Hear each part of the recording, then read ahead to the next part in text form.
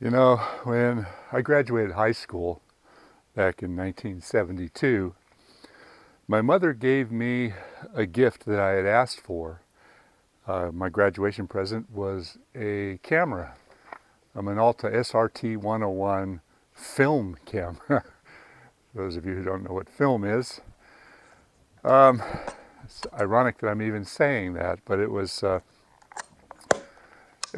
interesting that I was able to capture photos and have them printed, and now I have boxes and boxes of photos of all my memories. And the memories are just little still images of that captured moment. But when I look at them, I'm able to go back in my mind and remember more about what happened to me at that time in my life. So back in 1981, I bought my first video camera.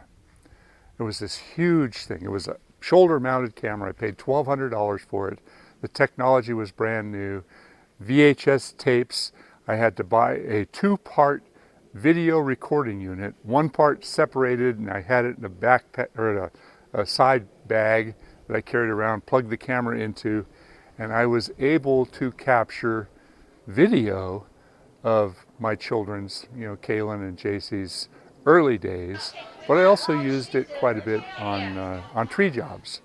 So I started capturing video moments, and I came to the realization that video is so much different than still pictures in managing memories, allowing you to go back in your mind and revisit that moment in your life. Kind of opens doors in your head to going right back to that time, and from there you can open other doors and remember other memories that were closely associated with that time. You got a hat, yeah, we'll have to get your name put on it. You got a knife? Yeah, now you can come out to work with me. Whoa! Going off. Wow, that looks like a poolin'. Whereas a still photo, it'll take you back to a spot, but you can't get very far. So I've got lots of family videos, and I wish somebody had done that for me when I was a child. My dad did have a Super 8 camera, and I do have one film of myself and my brother when I was 12 years old. But it doesn't have the sound, it doesn't have the same emphasis for reliving that memory. But that's all I've got. So, I'm going on and on, sorry. So, I did start doing a lot of videos of the tree jobs way back when I had the less quality, should I say, video production work. But the VHS videos were the best that we had back then. Now, today, technology has moved so quickly. Now I've got this little incredible camera in my pocket all the time. So when something happens, I'm able to capture it and relay it. Now we have this new technology, well, not new, but it came about in 2006. It's called YouTube, and you're part of it. We can share videos and make movies, and the whole world can see them, or a specific person can see it. But you upload it to the cloud, I guess, to these huge server farms, and hopefully it stays there for a long time. I wonder about that sometimes. How long will our videos stay intact up there in the cloud? So anyway, that's my story. I've carried on doing my video productions for a long time. And today's video, I think, is a pretty good one. I hope you like it. I capture moments when they happen, and I really never know what to expect. So these are not pre-programmed, planned events. They're what happens while I'm there. Sometimes I just start my camera and set it up on the ground.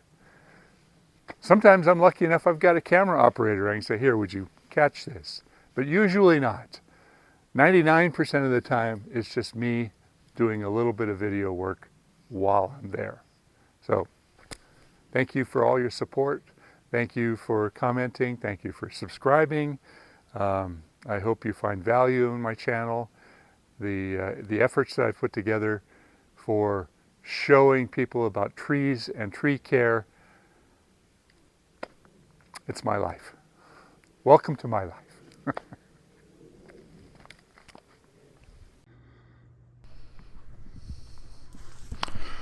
All right, so here's that little teaser that I put at the end of the last video. I want you to look closely. You can see all the way through. I'm almost there. I'm going to back up and I'm going to show you in the whole video of what we did and why we did it. Some of you guys that are doing tree work will find that there are some awkward situations that you get into, like this one. And figuring out the best plan of attack is touchy. Oh yeah, that was touchy. Oh man, I thought that was coming back at me. Okay, well, let's back up a little bit. Let's go to the video of the black oak removal, and I wanted to show you this real quick. I cut it down in 3 and 4 foot logs because I didn't want to turn it into firewood. I wanted to turn it into lumber. So I milled one of them up, and it's fairly attractive lumber. I've not worked with black oak very much. I know it's a member of the red oak family of oak trees. And interestingly, these are 1 inch by 8 inch boards, and if they're 4 feet long, they're worth $25 a piece. So 4 of them are $100. I can get about 8 of them out of each piece of wood that I mill. So each 4 foot chunk of wood is, well, lumberyard prices, $200. So I hooked up the Bobcat to get the chipper down closer to where we were working. And it did help out, but unfortunately I had the door of the Bobcat on, so when I lifted the chipper up, I couldn't get out. So let's get back to this situation. I didn't shoot any video of me making this cut. I probably should have, but I was kind of stressed. I didn't think about video. But after I made the cut, I thought, oh, okay, this might be interesting. So I got it right down to where there was very little holding. This madrone fell on this other madrone years ago. It's been creaking in the wind and making all kinds of noise. So my job isn't this tree in particular, but I have to get this tree out of the way so that I can drop the tan oak. How much is in so there. I made the cut, and I asked Jorge to hit it with a big piece of wood because we didn't want to be close to it when we made the undercut. I didn't want that thing coming down on me.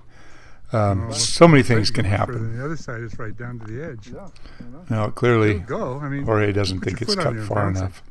He's going to go back in there and do a little bit more cutting, which had me nervous. You know, I made that cut the way it is, and I stopped where I thought is as far as I could go. But Jorge looked at it. He says, "No, I'm going to cut it a little bit more." I'm glad he didn't choose to cut it on the underside, the downhill side, because if it had gone, he would not have an escape route. So he's making this cut, and listen for the crack. You can almost see it.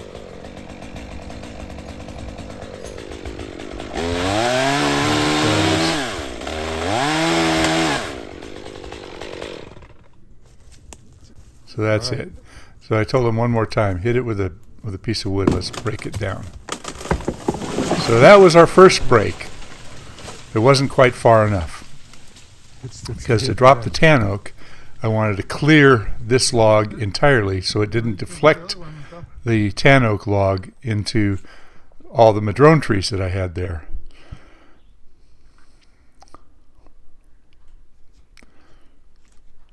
Now this is the tan oak that I have to bring down. We cut that last year and ran out of time, and I stupidly didn't get around to getting it down at the time. It had just died.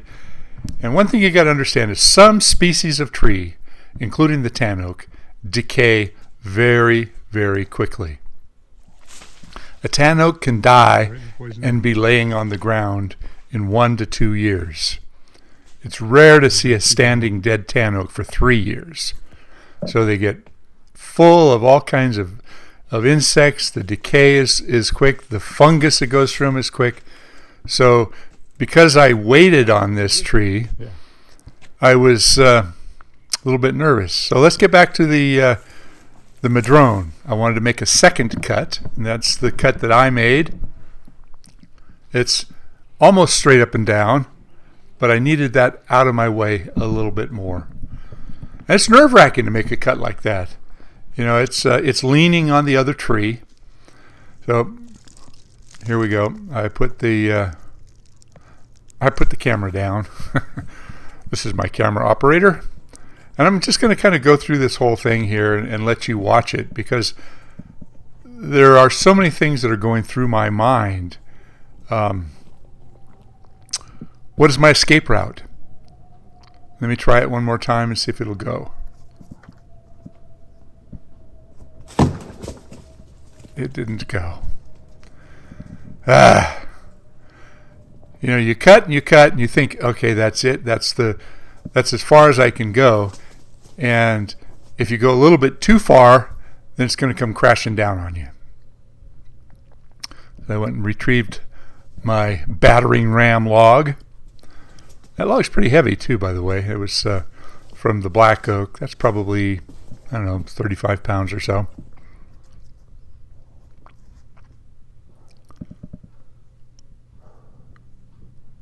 There's a lot of downtime thinking about what you're going to do. I gave it a second try, and I came to the realization that I too have to get in there and cut a little bit more, because it's not quite far enough. You know, tree work is a dangerous occupation. It's probably one of the most dangerous occupations. I know my workman's comp rate reflects the hazards, and a lot of people get killed, and a lot of accidents can happen.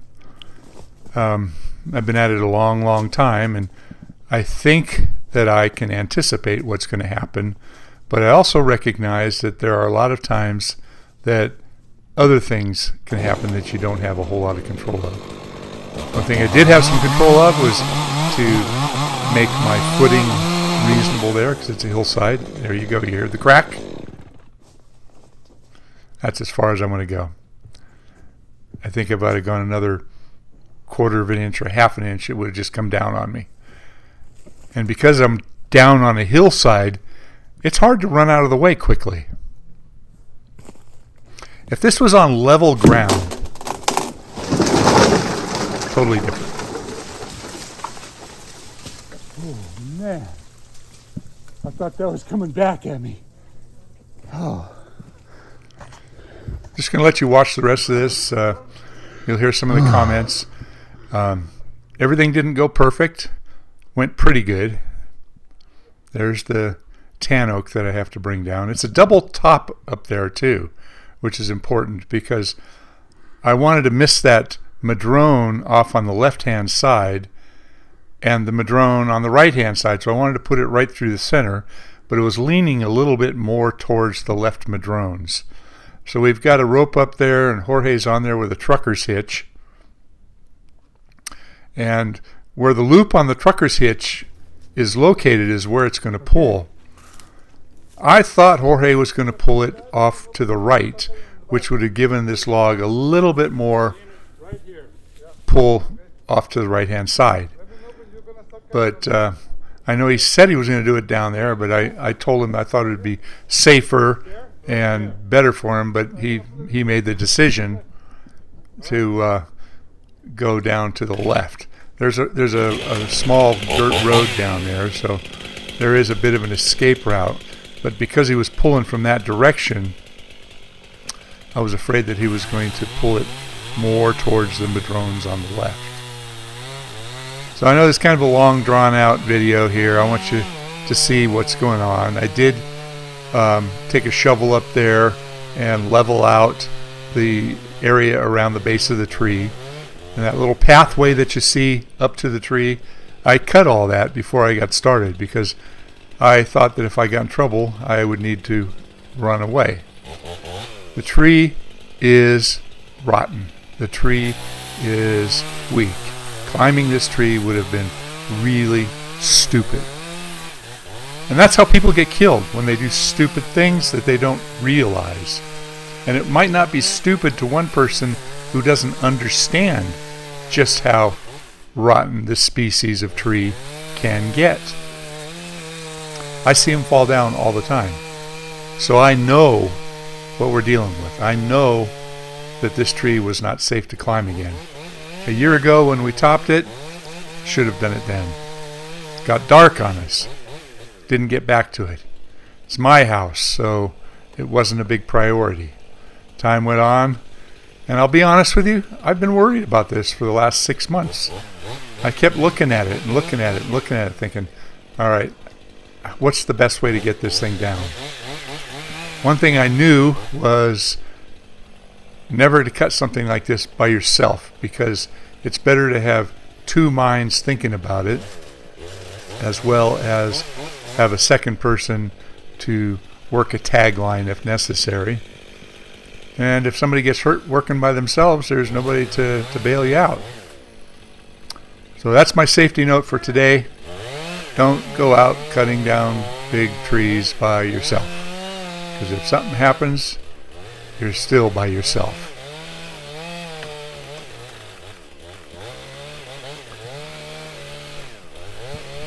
So I was nervous.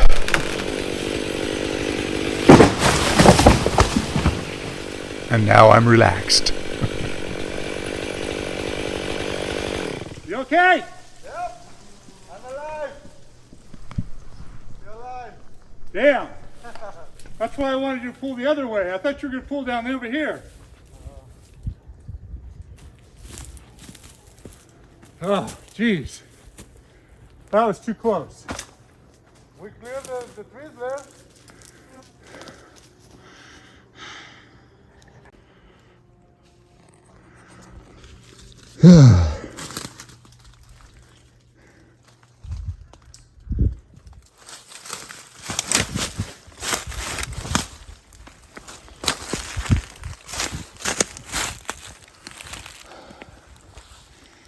Well, not bad. One tiny madrone. That was just part of this one over here.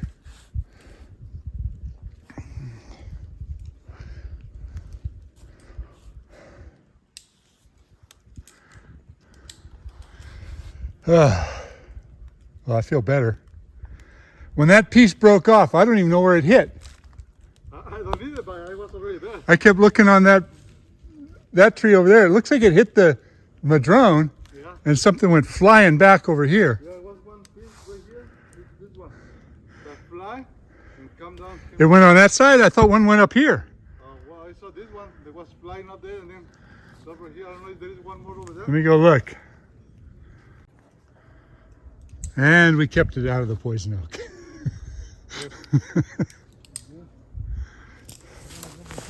This part broke off and split all the way over and landed on this side of the fence and didn't break the fence over here. I knew we'd break the fence and have to fix it on that side. It's just an old dog fence. There's my wedge.